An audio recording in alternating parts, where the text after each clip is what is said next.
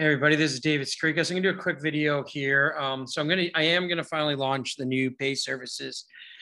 For those of you who are lifetime members, you'll be getting an email. So I'm gonna have different forms of services. So I'm gonna have an elite service, which is very in-depth. You can write me, ask me questions, et cetera, et cetera. The platinum service, which is like first come, you can get email alerts on the trades, et cetera. Then the third tier is kind of the normal service where you'll get these updates, you'll get the trades, but you'll get them just via email on the email list. And you won't get the first come to private placements or anything like that. And then the final service is just my Patreon service. I can do a lot of video content still.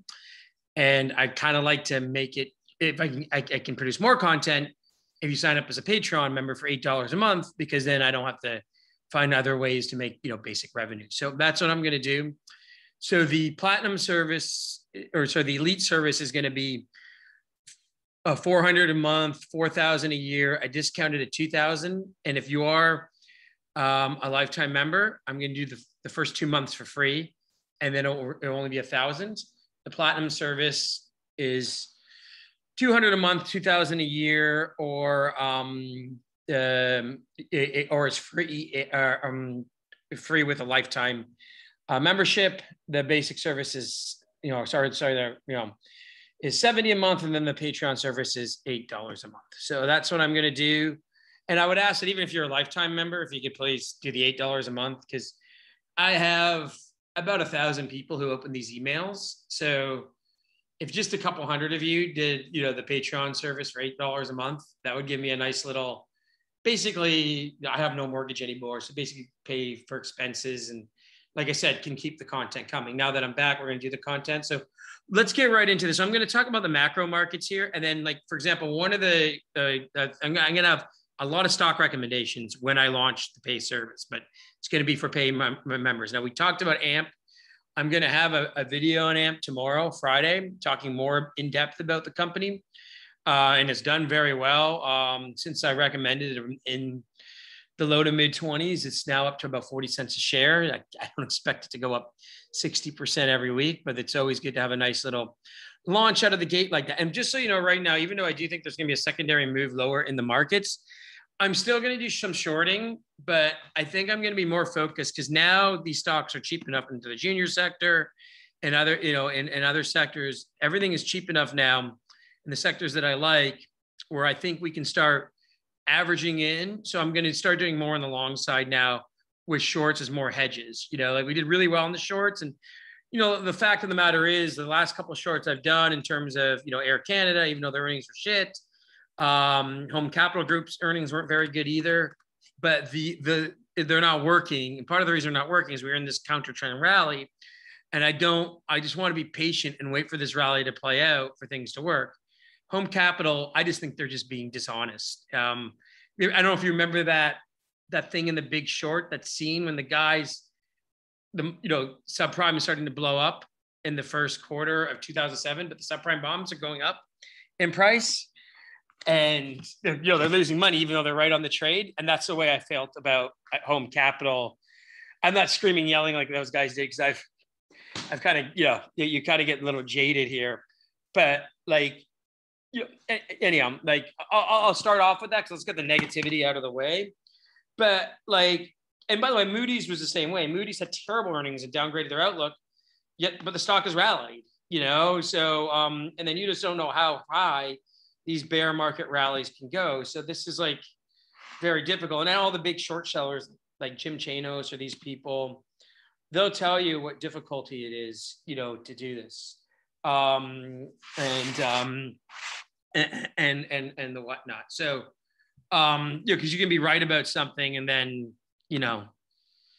and then, have the trade go against you, right? So, or just, it doesn't happen in time, or there's so many things, right? That could happen. So anyhow, we're going to quickly look at this.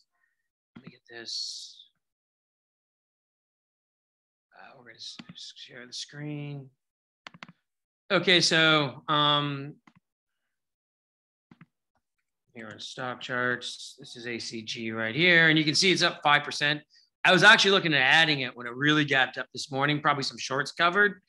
So what they did is they're doing some kind of big buyback between 25 and 28 share roughly, and of 115 million, which is a big deal because the stock has like a $6 billion market cap. No, a $1.2 billion market cap. So they're buying back 10% of the shares essentially. So they're supporting it. But like, look, they announced that like their mortgages they own are up 30% year over year and 10% roughly 10 quarter to quarter. This is at a time when the housing sales in Canada went down 40% year over year in the second quarter, and prices are down 10 to 15% from the first quarter. So that makes no sense. Now, maybe they were buying subprime mortgages. Maybe there were mortgages that were prime, but they're now subprime because, you know, these borderline prime lenders are now in the subprime territory because of rates going up. I don't know, but it doesn't make sense.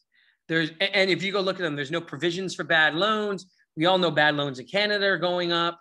So again, there's always liability factors with this, but I just smell I smell a skunk.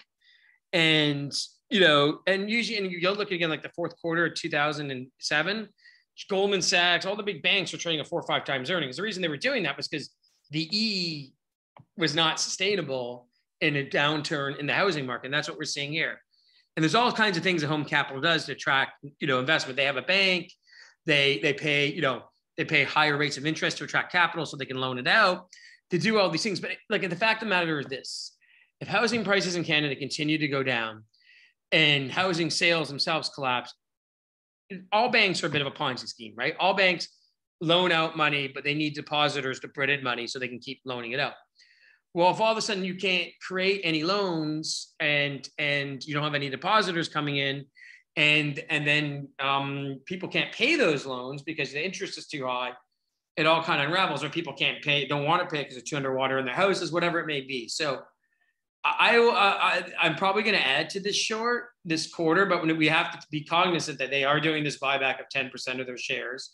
I do have a couple of put positions in September, which I've, the 26s are still worth something. So the other money puts are again kind of my lottery ticket puts, but definitely the Januaries or something into next year, I'll look at adding, because this is not a well-run company, and it's in a sector. And one thing you understand about housing, we saw this in 2006, 7, 8 in the States, is it doesn't matter if rates even go down now. Now that you're in that phase where people are down 10, 20, 30% from the peak, people tend to buy less. They're going to be looking to get out. Listings spike. Like look at, for example, like where I live here in the Bahamas, like a house down the road from me went from like 900,000. It is very similar to my house, except for it's on the ocean. It's got a wraparound deck. It's 2,200 square feet. My house is 2,300 square feet. I have a wraparound deck. I'm on a hilltop though. So probably I figure I'm worth a little less because oceanfront has always got a bit of a premium. But I'm like, well, if that guy's house is 900, my house is probably worth 700 to 800. I bought my house for about like half that, roughly, less than half that, 10 years ago. So I'm like, oh, but like if, luckily in my area, there's a real lack of supply. That's the only house like that in my area. There's maybe one other house that's larger than mine, right? And 2 other houses comparable value, I would say, in the whole area. But let's say like I had 10 or 20 houses go up like that for sale and I was for sale. Well, then I'd have to reduce my price, more supply in the market. And you've seen that. These areas of Canada, the States, where there were 10 houses for sale for, I don't know, say in nice areas, $1 million each, where now there's 50 houses for sale for 800,000 each. That's what's going to happen. So anyhow, that's basically it. So when we look at the markets like here, so we'll get on that topic. There's this tug of war going on. People want to believe, and one reason we've seen this rally is that Powell talked about a neutral rate. Now, what he meant by that was that inflation, they want to be 2%. So he's considering that now that they're at 2% on the Fed funds, that to be neutral. But if you want to kill inflation, you have to get above the neutral rate. Now, I don't think we need to go back to 8% rates to kill 8% inflation. And the reason is for that is the reason for that is I don't think we have to do that because household debt, government debt is so high. Probably get to 3 to 4%. And that's all I've been looking at. People who think I'm a super hawk, all I'm looking for is the Fed funds to get to 3%. Once they get to 3%, I'm really no longer going to be bearish on short-term bonds, on bonds and rates going higher. Now, right now they're at 212. They're 2 to 225. So, and the 2-year Treasury always predicts where rates are going to go. I'm going to go back to 1980 and show you this right now, and it's at 3%, as you can see there. And now, actually, by the way, the inversion of the 2 to 10 is the biggest inversion since 2000. And I can show you that in a second. But what you can see here is like, look at during the recession or during this rate hike here, we went to about 7-8%. That's about where the Fed funds went in 94. And then in the early 2000s, it went to, I think, 6.5 and went to about 6.5. We went to, you can see about 5.5 here. I think the Fed funds in 06, 07 went to 5.25. Here we went to 3% and it went to 250. And here we've gone to 310. So I just think we're going to 275 to 3, maybe, we're at 310 now. Sorry, we went as high as 325. Maybe it's about 3%. That's where I think we're going on the Fed funds. So that would be another 0.5 point in September and another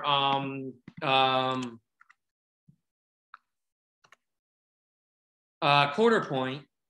And I still think the economy can handle that. And we can see this here. We can see actually that we're almost up to 50-50 for that September rate being 75. So there is no pivot. If anything, we've seen now the chances going up, and then 325 to 350, that would be, we see it that being 50-50. So like this is telling us they either go 75. Oh, no, so 325 it would be 100. So then we got another north of 50% of going 25 after that. So basically what the market is telling us, we're really going to go 50-25 in September, and then we'll go another 25 in December, and then 325 to 350. And then we can see we're like still around 325 to 350, basically only 30%, or only about a 40% chance above that. So really, that's what the market's telling us, that it's going to be another 75 to 100 basis points between now and the end of the year. And the Fed funds has been way more accurate than the Fed or what people are trying to predict in the market, et cetera. Now, one reason I think the 10-year yield has come down isn't just, the market predicting that the Fed is going to, quote unquote, isn't going to quote unquote. So you can see this is a U.S. 10-year divided by the 2-year divided by the 10-year. You can see when you get over 1-to-1 here, that's when the 2 years higher. And we can see we did that in 2000, we did that in 2007, 2008. We did that for a very brief time in 2019. And all of them are preceding, by the way, bear markets and recessions. So we've done that now. We can see we're actually, back to where we were in that 2000 area. And we can see we also did it in the late 80s, and that was right before the recession of the early 90s. So sometimes there can be a 12, 18-month lag, but it tells us we're probably going into a recession. Now, that doesn't mean the stock market has to collapse right away, but I think right now the stock market's predictive capabilities aren't as far ahead as they used to be. Like this recession essentially started right at the beginning of the year, and the stock market topped right at the beginning of the year. There was no 6 to 9 months in advance kind of thing, right? So that's what we're kind of looking at here. So that's why I still think we're good entering some shorts. The problem being short is being early is the same as being wrong. And, I was right. We made really good money in Home Capital Group this spring. And then this summer, we've had this happen. And I just think they're like desperately trying to, get out. And this is why I sold my Air Canada. You can see the base here.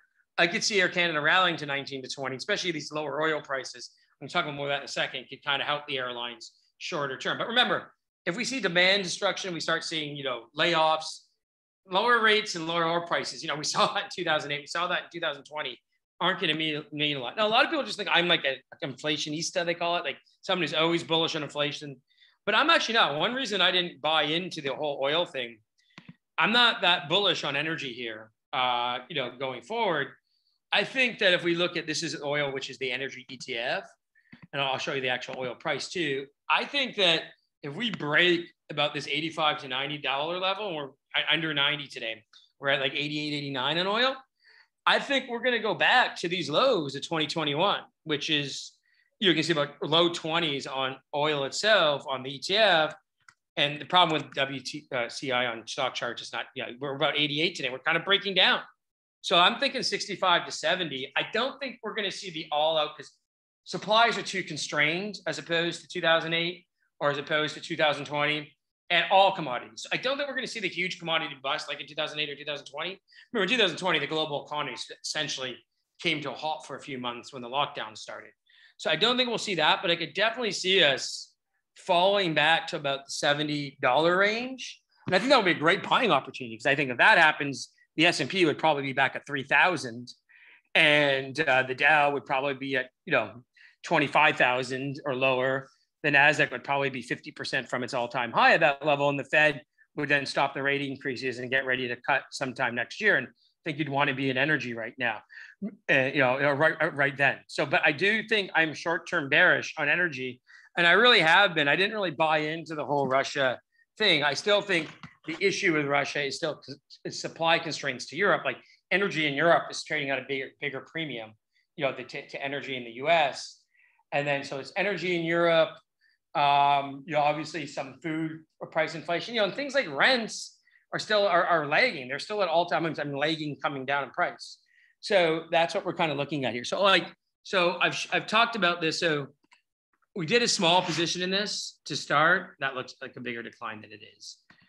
But I'm going to be looking at slowly adding this. I might even add a tiny bit today in Tesla, in NVIDIA, these kind of ETFs, which are, we don't need a year. We need more like a month. That's how long they've traded for. Yeah, I'm looking at a year. You can see that these things are barely kind of down today. I mean, the stocks are barely up. So I'm kind of looking, you can see like the RSI, which just started, is at 20.89, which is like super oversold, which means NVIDIA is super overbought. So I think I'm going to look at start entering into these more slowly between now. And I think the setup now for the markets in terms of seasonality is like 2000 or 2001 or 2008 or one of these typical kind of summer tops, Nikkei in 1990, summer tops, either off a bear market rally or off an all-time high, and then a kind of swoon into the fall. And I think what happens is a lot of times in the summers, people get complacent. Credit card debt is exploding right now in the States due to high inflation. So I think you're seeing people living off their credit cards to kind of make up for the fact that they have less disposable income. Savings rates are back at the 2008 lows. So I think we're going to see that, and I was just in Europe for a month and I saw, in Europe, the economies are still a lot more locked down than the States. And, Spain and England, London actually probably had more tourists than Barcelona when I was there. So it was like, you could just see people really traveling, and these trips aren't cheap, right? I haven't done a trip like this in years and years and years, but anyhow, that's kind of what we're looking at here. So anyhow, that's kind of what I'm looking at. So this is kind of a macro thing. So you can see, and then let's just look at the S&P. So like we look at it here, I think we could still get up, which is, it would be about 4,300. We could still get to the 200-day moving average, which would be about another 3, 4, or 5%. I think we're going to more likely peak out, and the 200-day moving average will continue to kind of, slope a little lower. I think we're going to peak out before that and then roll over again. And this does kind of remind me of the May 2008 or summer rally in the Nikkei in 1990. This is kind of like the big rally before it rolls over, right? And I think the real tell sign will be that 200-day moving average. If this is a bear market, you're going to see it kind of fail the 200-day moving average. Like one thing about 2000, it didn't. It went above, it had a V bottom, and 2020, and then it went back to the average and took off. In 2018, the same thing, had a V bottom. So if we're in a V bottom, we're going to take off again. That's what's going to happen. But I don't think that's going to happen this time. I think there was too much technical damage done on the decline. And I think this time, we're going to look at the VIX right now. I think the VIX is bottoming here. The VIX is in an uptrend. I'll show you longer term here. And we can see that the VIX, since the market essentially topped late last year, is kind of in this up channel. And the low here was 15, the low here was 17, 16, low here was 18, 19, low here is probably 21, 22. And then we'll kind of see another spike. And I think we don't see a real low in the markets. Again, if we go back 20 years, and we can see that the VIX got to almost 50 at 2002, 2003 at the bottom of that bear market. 2008 got to 80. even these correction lows, it got to like 50. And then you see 2020 got back to 80, 90. But we never got above 40. And if you look through like the 2000 bear market or even like the 2008 bear market, you can see it never got to 40 before the panic happened. So I think that was a sign that that's what's going to happen. And maybe that will happen this fall. I don't know. So anyhow, we'll have to look at that right now. But again, this is just another sign. So, and I'm going to show you the Nikkei. The Nikkei really reminds me of the Nasdaq. The Nasdaq's first move down here was about 30%. The Nikkei's first down move in 1990 was 30%. Okay. And then the Nikkei had a really good rally. And it took a little while. That Nikkei decline took about 4 months. Well, this took about 6 months. Okay. Nothing's ever going to be exactly the same. And then what happened was, I'm going to go from 1989 to 1991.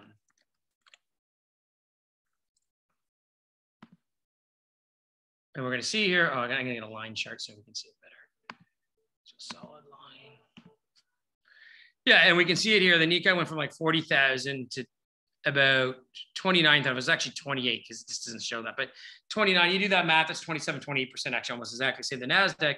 And then it rallied back to 33, which is about, about 20% rally. And that's about what we've done here in the NASDAQ. Then you see it topped out over the summer. We're in the summer, and then it crashed in August, September. We're a little behind. Like again, this happened into April, or our decline happened into June. So maybe we roll over more like in September, October. So I think that's what we're going to kind of see. When we see the bottom here of the Nikkei, it was almost 50% from its lows. And that's kind of my target if we turn down this fall, is about 8,000 to 9,000 on the NASDAQ.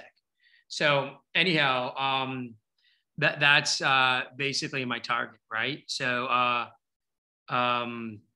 yeah, I'll just kind of leave it at that. Anyhow, so I am going to leave it at that, like I said. And so I think I showed you this kind of overview, the VIX, all these kind of things happening. I think we're in this kind of like summer rally. Like, for example, let's go look at the NASDAQ. You want to look at the NASDAQ in 2002? So again, our bust was a lot quicker, but again, nothing is going to be exactly.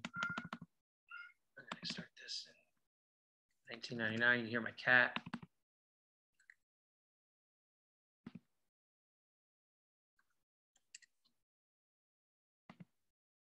So this is the 2000 rally. So you see the bust here, about 30, 35%.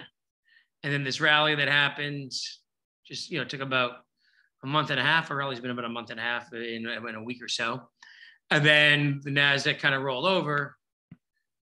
You can see here, peaked right around Labor Day, which is kind of thing what's going to happen in August. I think we're kind of very similar time frame here.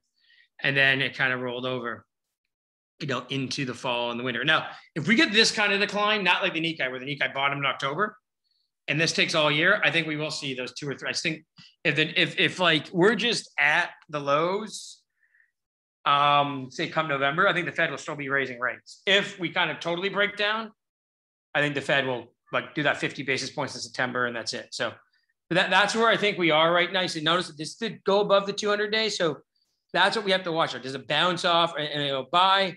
I remember this is actually when I turned bearish in the markets. I missed the first blow off top.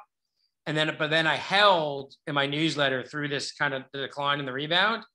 And it was about like 4,000. I remember that. That's about when I got out. And I was happy with that because I know you may say, oh, that's 20% off the highs. But people got to remember that the NASDAQ had come up from like 1,000 or 1,500 a few years later or earlier when I was bullish. So I was okay missing that 20% off the top because, within a year it was trading there. And I was just bearish this whole time. Actually, what I was doing this whole time, I didn't short back then. It was just picking away at gold stocks as they bottom. So, and I think that's really what we should be doing now. That I know we did a lot of shorting. I'm still going to do some shorting because if we get this kind of decline here, we are going to have a good opportunity to make money on shorts. But I think also at the same time, the juniors are now getting so cheap. And one thing you'll see when I do the dozen juniors to buy next week in our first kind of pay for video, as I launched the service, I got stocks out there that have market caps of 5, 10 million that are near production, and that's the kind of thing that goes up 15, 20 times in a bull market. So I'll leave it at that for now. I hope you enjoyed this, and we will talk later, and I'll have more for you tomorrow on Friday.